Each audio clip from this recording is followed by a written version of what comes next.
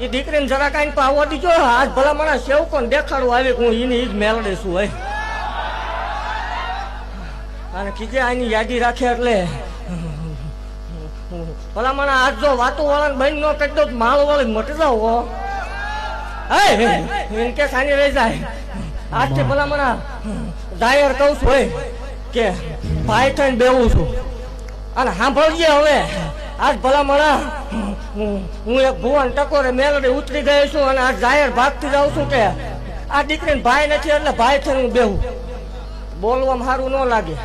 સાંભળતા જાહેર કહું છું કે આના જેથી લગ્ન કરવાના થાય, આનો જેથી કરિયાવર કરવાનો થાય એટલે એવું જાહેર કહું છું.